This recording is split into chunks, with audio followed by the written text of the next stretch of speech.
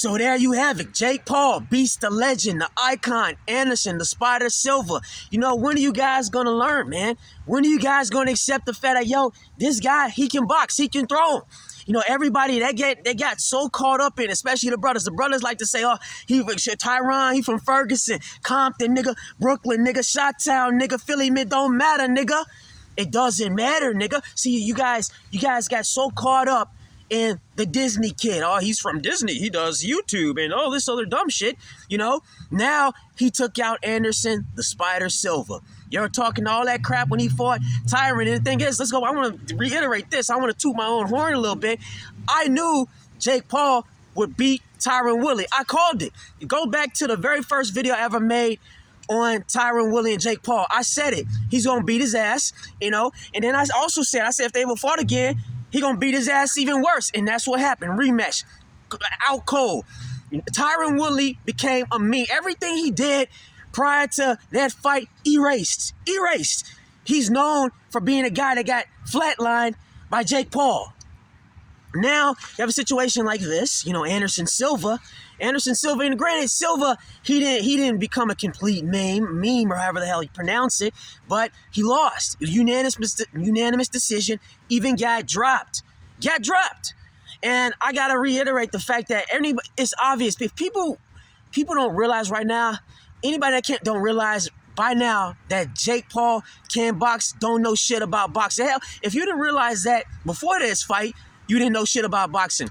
The very first time I ever made a video on Jake Paul, it was when he fought Tyron Woodley. I listed, I said it. I said most MMA fighters can't box. I stand by that. Most MMA fighters cannot box.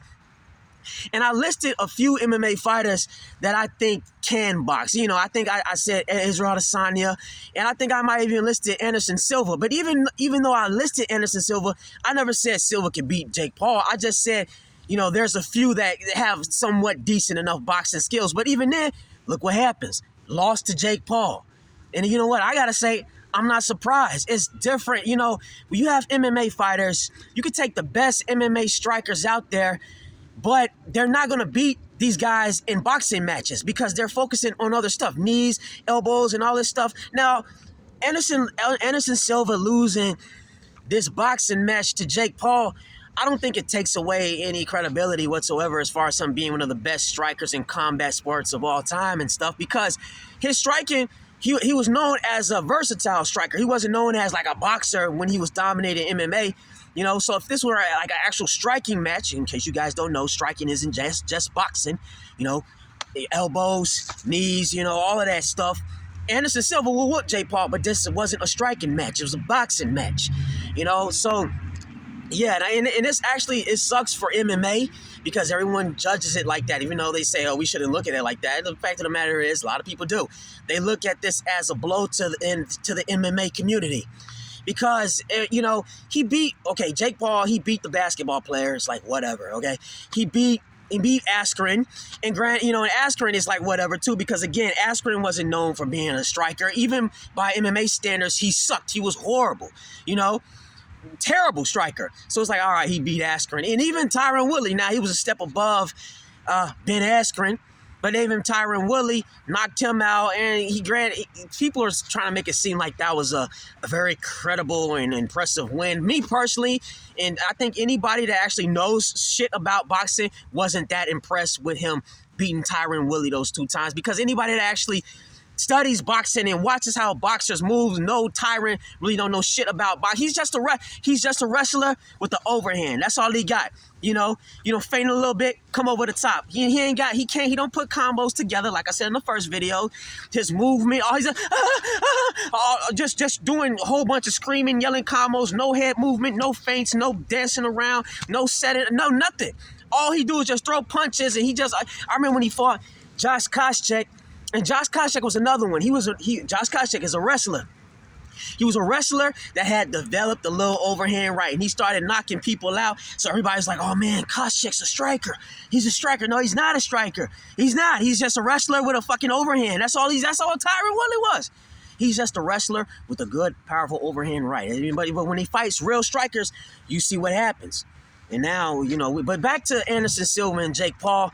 Yeah, I'm not surprised. And now I feel like this is a pretty sort of solid win because it shows everybody that, hey, Jake Paul can really beat legitimate strikers. He beat Anderson Silva. He beat Chavez Jr., and everybody was impressed by that. Now, Jake Paul beat Anderson. So you got to give this guy credit where credit is due, you know? And go back to the whole Disney thing, and, you know, he comes from the good parents, and he's Clarence and everyone, you know, that old saying, you know, he didn't hustle and have to go through the grind and come through the streets. That shit don't matter. Warriors come from all walks of life, man. I've seen plenty of picket fence, suburban kids whoop the shit out of little punks from the hood. I've seen it so many times. It don't matter, you know? So a lot of people are getting really caught up in this stupid shit, you know? And like another thing is with the Disney thing, and he did YouTube. I had a conversation with somebody a few months ago, and the topic was on Tupac. Who's better, Tupac or Biggie? And this kid, he's just a fucking idiot. I didn't go back and forth when he's a younger guy. He's into this new age stupid rap scene shit nowadays. All the, you know, that's another story. Anyway, he said he didn't like Tupac. And I was like, all right, why do you think Tupac wasn't as good as Biggie? Why do you like Biggie better? And he's like, well, Pac, he went about that life. He was a theater kid. He was a theater boy. So, needless to say, this kid, this guy, he's one of those guys, he thinks, you know, he has the mentality where real ones don't fuck with theater and real ones only act hard 24/7 and they sell drugs and they don't do things like, basically, the point I'm going to make here is there's no such, let me see how I word this. Some people have layers to them, and Tupac was one of them. Yes, he was a theater guy. He knew about Shakespeare. He was well-spoken, but he also did the whole thug thing, the gangster thing. And I want to stop by here and say, before I go on, I don't think it's cool to be a thug, a gangster, and all that dumb shit. And I think that's a large reason why Tupac ended up dying as young as he did. He was too polar. His personality was too contradictory. On one hand, he wanted to be this man prolific thinker, and on the other hand, he wanted to be a thug and do all this crazy low down hood shit, you know. So I don't think it was a good thing. But the point I want to make is people can be multiple things. Pac was diverse. He wasn't just thug life type of guy or whatever people want to box some ass. He was also a thinker. He was into Shakespeare, you know, things like that. He was poetic. Now back to Jake Paul, same thing. Yes, he did the YouTube thing, and he's still doing the YouTube thing. And he also did the Disney thing as well. But hey, this guy can also whoop some ass too. He can box. Hello. In case nobody knows this, you know, this is a public service announcement. People can be multiple things. They don't have to be just one thing. All right. So when I hear people saying things like, and that's a lot, I think another reason people are losing to this Jake Paul and underestimating him because they're just getting hooked up on one thing. And I get it. We, you know, human beings, earthlings, you know, my time in the Matrix on this planet. I understand that the average person really isn't multifaceted. If you think about the average person you work with or the average person you go to school with, think about them. They're not really talented in any way. Okay, maybe they might be good at classes, and maybe some of them may be decent at their job. But beyond that, they probably don't really have much else going on in their lives or for them. They probably don't have any layers to them other than what you see at work. Most people, usually what you see is what you get. You know, they don't really have talents beyond what you see at work or at school, and they kind of go home, and the highlight of their day really is just talking shit about people at work or doing a good job at work and then going home and just kind of being bored, so they get into shit, you know.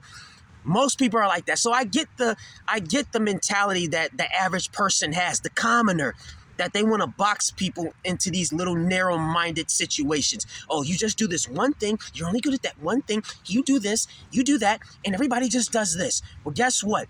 The world, there's a big place out here. There's a lot of people that are multi-talented. And Jake Paul is one of these people. He's one of these people. He can do multiple things.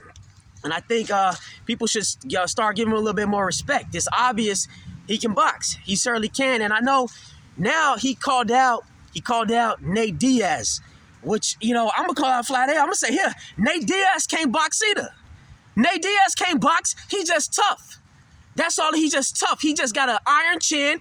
He like Michael Myers. You keep hitting his ass, he keep coming forward. It's not like that's how Conor McGregor ended up losing to Nate Diaz. Conor was cracking him up, hitting him with everything. But Conor didn't realize he picked the fight with Michael Myers. You know, that motherfucker, he just keep, what the fuck? You know, but that don't mean he can box. He just tough. Nate can't box. His brother can't box either. And I like the Diaz. Damn, my phone keep cutting off. You know what I'm saying? But like I said, I'm a Diaz brother fan. I'm a Nate Diaz fan.